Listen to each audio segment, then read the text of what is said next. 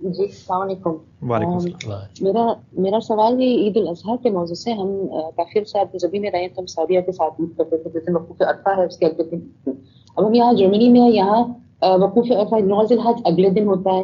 تو جو عید الاضحیٰ اس کا تعلق کس چیز سے ہے؟ وقوف عرفات سے ہے کہ 9 ذی الحج سے ہے؟ اور اگر ہمارے یہاں جرمنی میں 9 ذی الحج سعودیہ کے ایک دن بعد ہے تو پھر ہم یہاں کے حساب سے بڑی عید کریں گے یا سعودیہ کے حساب سے کریں گے؟ یہ مجھے آج تک سمجھ نہیں آیا مسئلہ. بہت شکریہ. تو پلیز اگر ایکسپلین کریں. صاف.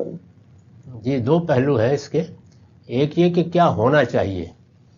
ہونا تو یہی چاہیے کہ جب اللہ تعالیٰ نے وہ اسباب پیدا کر دیے ہیں کہ اب چشم زدن میں اطلاع ہم پہنچائی جا سکتی ہے تو اسی کے لحاظ سے ہو، کیونکہ اس میں تو کیا یہی گیا ہے کہ ایک بہت بڑی عبادت حج وہ عالمی سطح پر وسیع کر دی گئی ہے. ہر شخص حج کرنے کے لیے نہیں جا سکتا، اور میں نے عرض کیا کہ حج سب سے بڑی عبادت ہے، کیونکہ عبادت کی 3 بنیادیں ہیں: پرستش، اطاعت اور اپنا جان و مال نذر کرنا. تو پرستش نماز میں ظاہر ہوتی ہے، اطاعت روزے میں، اور یہ عبادت ہے کہ جس میں ہم اپنا جان و مال نذر کرنے کی تمثیل کا حصہ بنتے ہیں. یہ سب سے بڑی عبادت ہے. اس وجہ سے یہ سب سے بڑی عبادت ایک خاص جگہ پہ جا کے کرنا ہوتی ہے.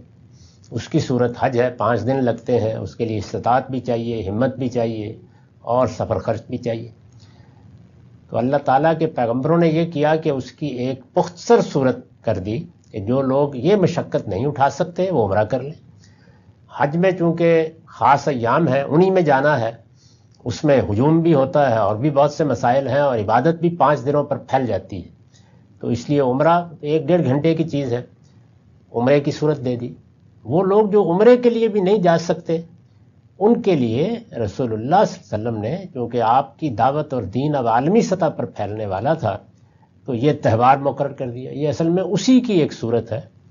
چنانچہ آپ نے فرمایا ہے کہ یکم ذی الحج کو اگر تم اپنے ناخن کاٹنا بند کر دیتے ہو، بال نہیں ترشواتے، اور پھر قربانی کرتے ہو، اور قربانی کر کے یہ سب چیزیں کرتے ہو، تو تم نے نظر کی عبادت پوری کر دی.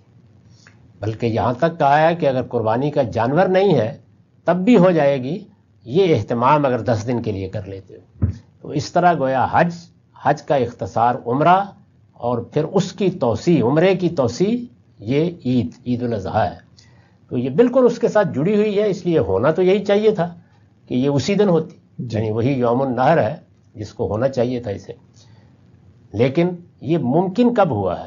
یہ اب ممکن ہوا ہے، یعنی اس وقت جب کہ وہاں کی اطلاع پہنچ جاتی ہے. آج سے 150 سال پہلے تو یہ ممکن نہیں تھا. بالکل. اس میں نہ اطلاعات پہنچ سکتی تھی، نہ یہ کوئی جان سکتا تھا کہ کیا وہاں فی الواقع حج ہو گیا یا کیا صورت ہوئی. اس وقت یہی رائے قائم کی گئی کہ علماء اپنے اپنے طریقے سے 10 کو اس کا اعلان کریں. کوئی چارہ اس کے سوا تھا ہی نہیں، کوئی ذریعہ ہی نہیں تھا. تو وہ طریقہ بالکل صحیح اختیار کیا گیا. اس زمانے میں اس کے علاوہ کوئی اور ہو ہی نہیں سکتا تھا. اب جب کہ اس کے اسباب پیدا ہو گئے ہیں تو اس کو اصل پر لے جانا چاہیے. ٹھیک ہے سر، بہت شکریہ.